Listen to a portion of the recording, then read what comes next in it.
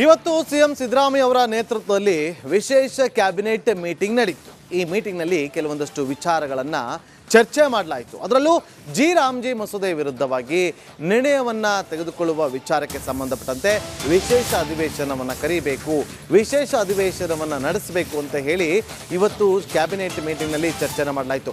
ನಿರ್ಣಯ ಅಂಗೀಕಾರಕ್ಕಾಗಿ ವಿಧಾನಸಭೆ ವಿಶೇಷ ಅಧಿವೇಶನ ಜನವರಿ 22ರಿಂದ 31ರವರೆಗೆ ವಿಶೇಷ ಅಧಿವೇಶನವನ್ನು ಕರೆದಿದ್ದಾರೆ. ಸಿಎಂ ಸಿದ್ದರಾಮಯ್ಯ ಅವರ ನೇತೃತ್ವದ ಸಂಪುಟ ಸಭೆಯಲ್ಲಿ ತೀರ್ಮಾನವನ್ನು ತೆಗೆದುಕೊಳ್ಳಲಾಗಿದೆ. ಈ ಬಗ್ಗೆ ಕಾನೂನು ಸಚಿವರಾಗಿರುವಂತಹ ಎಚ್.ಕೆ. ಪಾಟೀಲ್ ಅವರು ಖುದ್ದು ಸುದ್ದಿಗೋಷ್ಠಿಯಲ್ಲಿ ಈ ವಿಚಾರವನ್ನು ಪ್ರಸ್ತಾಪ ಮಾಡಿದರು. 22ರಿಂದ 31ರವರೆಗೆ ಡೇಟ್ಸು ಹಾಲಿಡೇಸು ಅವನ್ನ ಸ್ಪೀಕರ್ ಅವರು ಹೊರಡಿಸ್ತಾರೆ. Up to 31st. Yes.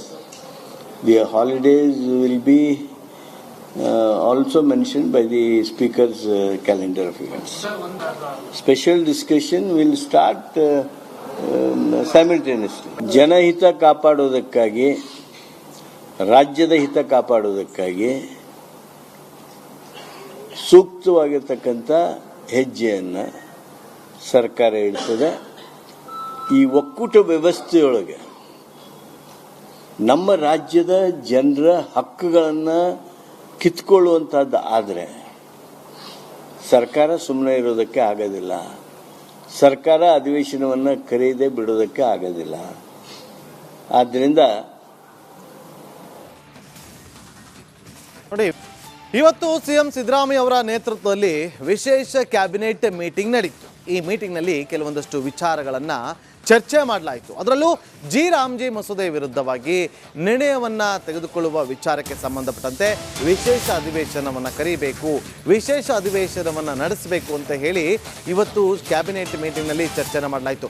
ನಿರ್ಣಯ ಅಂಗೀಕಾರಕ್ಕಾಗಿ ವಿಧಾನಸಭೆ ವಿಶೇಷ ಅಧಿವೇಶನ ಜನವರಿ 22ರಿಂದ 31ರವರೆಗೆ ವಿಶೇಷ ಅಧಿವೇಶನವನ್ನು ಕರೆದಿದ್ದಾರೆ. ಸಿಎಂ ಸಿದ್ದರಾಮಯ್ಯ ಅವರ ನೇತೃತ್ವದ ಸಂಪುಟ ಸಭೆಯಲ್ಲಿ ತೀರ್ಮಾನವನ್ನು ತೆಗೆದುಕೊಳ್ಳಲಾಗಿದೆ. ಈ ಬಗ್ಗೆ ಕಾನೂನು ಸಚಿವರಾಗಿರುವಂತಹ ಎಚ್.ಕೆ. ಪಾಟೀಲ್ ಅವರು ಖುದ್ದು ಸುದ್ದಿಗೋಷ್ಠಿಯಲ್ಲಿ ಈ ವಿಚಾರವನ್ನು ಪ್ರಸ್ತಾಪ ಮಾಡಿದರು.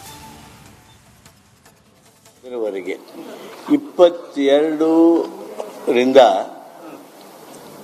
31ರವರೆಗೆ ಡೇಟ್ಸು ಹಾಲಿಡೇಸು ಅವನ್ನ ಸ್ಪೀಕರ್ ಅವರು ಹೊರಡಿಸ್ತಾರೆ. Up to 31st. Yes. The holidays will be also mentioned by the speaker's calendar of events. Special discussion will start simultaneously. ಜನಹಿತ ಕಾಪಾಡೋದಕ್ಕಾಗಿ, ರಾಜ್ಯದ ಹಿತ ಕಾಪಾಡೋದಕ್ಕಾಗಿ ಸೂಕ್ತವಾಗಿರ್ತಕ್ಕಂಥ ಹೆಜ್ಜೆಯನ್ನು ಸರ್ಕಾರ ಇಡ್ತದೆ. ಈ ಒಕ್ಕೂಟ ವ್ಯವಸ್ಥೆಯೊಳಗೆ ನಮ್ಮ ರಾಜ್ಯದ ಜನರ ಹಕ್ಕುಗಳನ್ನು ಕಿತ್ಕೊಳ್ಳುವಂಥದ್ದು ಆದರೆ ಸರ್ಕಾರ ಸುಮ್ಮನೆ ಇರೋದಕ್ಕೆ ಆಗೋದಿಲ್ಲ. ಸರ್ಕಾರ ಅಧಿವೇಶನವನ್ನು ಕರೆಯದೆ ಬಿಡೋದಕ್ಕೆ ಆಗೋದಿಲ್ಲ. ಆದ್ದರಿಂದ ಇವತ್ತು ಸಿಎಂ ಸಿದ್ದರಾಮಯ್ಯ ಅವರ ನೇತೃತ್ವದಲ್ಲಿ ವಿಶೇಷ ಕ್ಯಾಬಿನೆಟ್ ಮೀಟಿಂಗ್ ನಡೆಯಿತು. ಈ ಮೀಟಿಂಗ್ನಲ್ಲಿ ಕೆಲವೊಂದಷ್ಟು ವಿಚಾರಗಳನ್ನು ಚರ್ಚೆ ಮಾಡಲಾಯಿತು. ಅದರಲ್ಲೂ ರಾಮಜಿ ಮಸೂದೆ ವಿರುದ್ಧವಾಗಿ ನಿರ್ಣಯವನ್ನು ತೆಗೆದುಕೊಳ್ಳುವ ವಿಚಾರಕ್ಕೆ ಸಂಬಂಧಪಟ್ಟಂತೆ ವಿಶೇಷ ಅಧಿವೇಶನವನ್ನು ಕರೆಯಬೇಕು, ವಿಶೇಷ ಅಧಿವೇಶನವನ್ನು ನಡೆಸಬೇಕು ಅಂತ ಹೇಳಿ ಇವತ್ತು ಕ್ಯಾಬಿನೆಟ್ ಮೀಟಿಂಗ್ನಲ್ಲಿ ಚರ್ಚೆ ಮಾಡಲಾಯಿತು. ನಿರ್ಣಯ ಅಂಗೀಕಾರಕ್ಕಾಗಿ ವಿಧಾನಸಭೆ ವಿಶೇಷ ಅಧಿವೇಶನ ಜನವರಿ 22ರಿಂದ 31ರವರೆಗೆ ವಿಶೇಷ ಅಧಿವೇಶನವನ್ನು ಕರೆದಿದ್ದಾರೆ. ಸಿಎಂ ಸಿದ್ದರಾಮಯ್ಯ ಅವರ ನೇತೃತ್ವದ ಸಂಪುಟ ಸಭೆಯಲ್ಲಿ ತೀರ್ಮಾನವನ್ನು ತೆಗೆದುಕೊಳ್ಳಲಾಗಿದೆ. ಈ ಬಗ್ಗೆ ಕಾನೂನು ಸಚಿವರಾಗಿರುವಂತಹ ಎಚ್.ಕೆ. ಪಾಟೀಲ್ ಅವರು ಖುದ್ದು ಸುದ್ದಿಗೋಷ್ಠಿಯಲ್ಲಿ ಈ ವಿಚಾರವನ್ನು ಪ್ರಸ್ತಾಪ ಮಾಡಿದರು. 22ರಿಂದ 31ರವರೆಗೆ ಡೇಟ್ಸು ಹಾಲಿಡೇಸು ಅವನ್ನ ಸ್ಪೀಕರ್ ಅವರು ಹೊರಡಿಸ್ತಾರೆ. Up to 31st. Yes. The holidays will be also mentioned by the speaker's calendar of events. Special discussion will start simultaneously. ಜನಹಿತ ಕಾಪಾಡೋದಕ್ಕಾಗಿ, ರಾಜ್ಯದ ಹಿತ ಕಾಪಾಡೋದಕ್ಕಾಗಿ ಸೂಕ್ತವಾಗಿರ್ತಕ್ಕಂಥ ಹೆಜ್ಜೆಯನ್ನು ಸರ್ಕಾರ ಇಡ್ತದೆ. ಈ ಒಕ್ಕೂಟ ವ್ಯವಸ್ಥೆಯೊಳಗೆ ನಮ್ಮ ರಾಜ್ಯದ ಜನರ ಹಕ್ಕುಗಳನ್ನು ಕಿತ್ಕೊಳ್ಳುವಂಥದ್ದು ಆದರೆ ಸರ್ಕಾರ ಸುಮ್ಮನೆ ಇರೋದಕ್ಕೆ ಆಗೋದಿಲ್ಲ. ಸರ್ಕಾರ ಅಧಿವೇಶನವನ್ನು ಕರೆಯದೆ ಬಿಡೋದಕ್ಕೆ ಆಗೋದಿಲ್ಲ. ಆದ್ದರಿಂದ ನೋಡಿ, ಇವತ್ತು ಸಿಎಂ ಸಿದ್ದರಾಮಯ್ಯ ಅವರ ನೇತೃತ್ವದಲ್ಲಿ ವಿಶೇಷ ಕ್ಯಾಬಿನೆಟ್ ಮೀಟಿಂಗ್ ನಡೆಯಿತು. ಈ ಮೀಟಿಂಗ್ನಲ್ಲಿ ಕೆಲವೊಂದಷ್ಟು ವಿಚಾರಗಳನ್ನು ಚರ್ಚೆ ಮಾಡಲಾಯಿತು. ಅದರಲ್ಲೂ ರಾಮ್ಜಿ ಮಸೂದೆ ವಿರುದ್ಧವಾಗಿ ನಿರ್ಣಯವನ್ನು ತೆಗೆದುಕೊಳ್ಳುವ ವಿಚಾರಕ್ಕೆ ಸಂಬಂಧಪಟ್ಟಂತೆ ವಿಶೇಷ ಅಧಿವೇಶನವನ್ನು ಕರೀಬೇಕು, ವಿಶೇಷ ಅಧಿವೇಶನವನ್ನು ನಡೆಸಬೇಕು ಅಂತ ಹೇಳಿ ಇವತ್ತು ಕ್ಯಾಬಿನೆಟ್ ಮೀಟಿಂಗ್ನಲ್ಲಿ ಚರ್ಚೆನ ಮಾಡಲಾಯಿತು.